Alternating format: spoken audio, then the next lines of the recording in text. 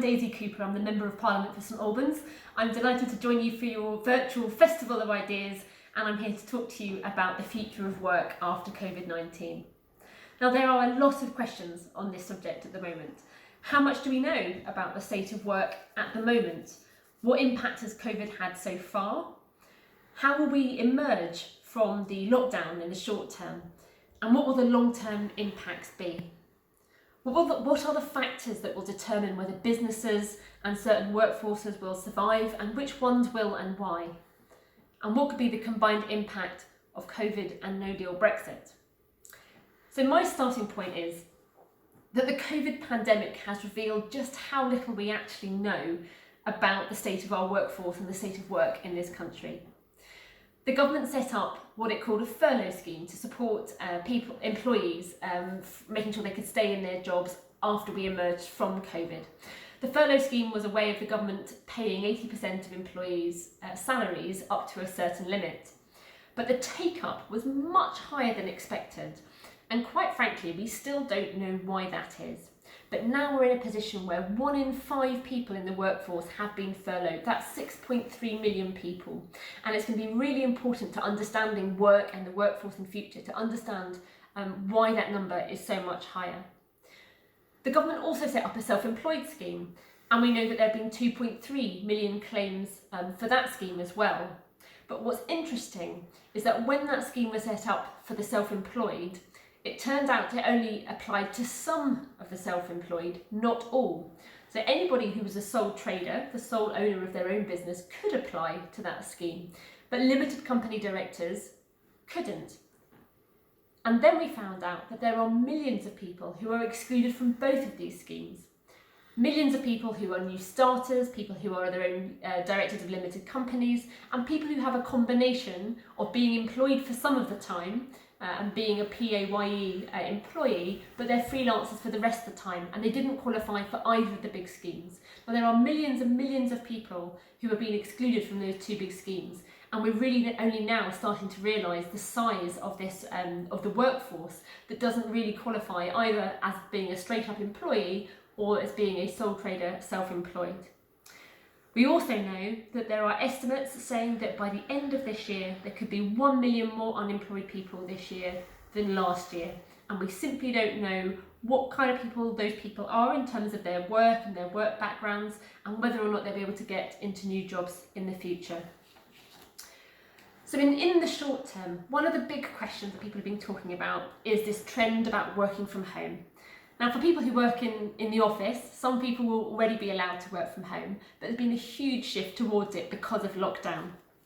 Now, the accountancy firm Deloitte has done a survey of the chief financial officers of big companies, and they say 98% of those chief financial officers say that they think that flexible and home working will increase in the long term.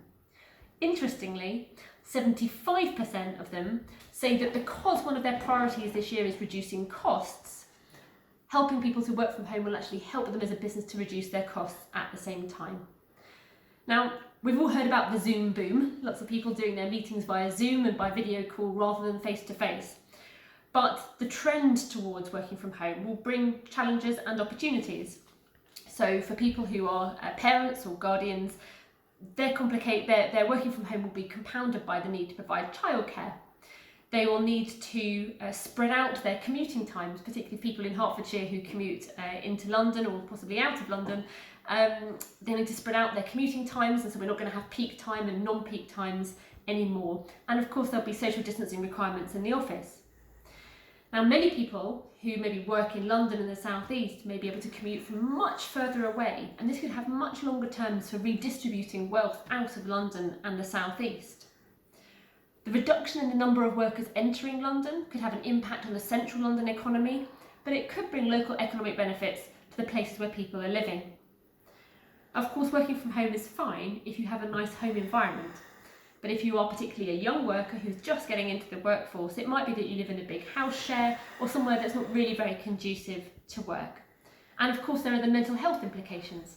Some people like the benefits of working from home because you have more flexibility around your day, for example. On the other hand, there can be questions about isolation and loneliness. The digital divide. This is another big question. If people are going to be working from home all around the country, it is absolutely vital that nowhere is left out and that we make sure we have a robust, universal broadband infrastructure so that everybody can take part digitally. There are other big questions about business travel and jobs that rely on travelling around the world.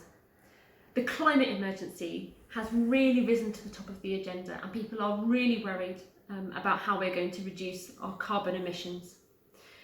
We don't know what the aviation industry is going to look like, but it looks like there could potentially be an increase in the cost of travel. Now, for people who work in sales and need to demonstrate products, of course they'll still need to travel. But I think with many companies seeing their travel expenses reduced to zero over the last couple of months, those savings will probably not go unnoticed. And then we have the question of COVID and Brexit. A recent Social Market Foundation article, report, looked at the impact of COVID and of no deal Brexit on different places around the country. Here in Hertfordshire, it looked like, because we have so many jobs in manufacturing and in the financial sectors, in Hertfordshire we will have more jobs affected by these two events than anywhere else in the country. Now, what's interesting is that whilst we'll have more jobs affected than anywhere else in the country, we do still have more resilience than other parts of the country, largely because of the fact that in Hertfordshire there is more, on average, there is more wealth and people with a higher level of educational attainment. So there's a greater sense of resilience in Hertfordshire, but we will still have a very, very significant impact from these two events put together.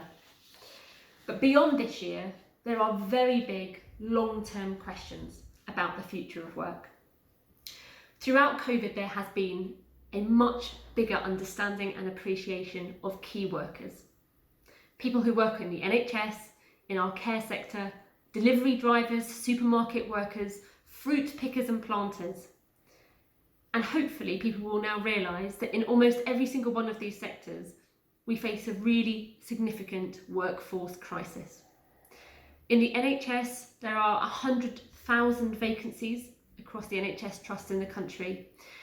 And the government has recently launched a big Pick for Britain campaign to try and recruit people to fill the 50 to 60,000 positions that we have for seasonal field workers.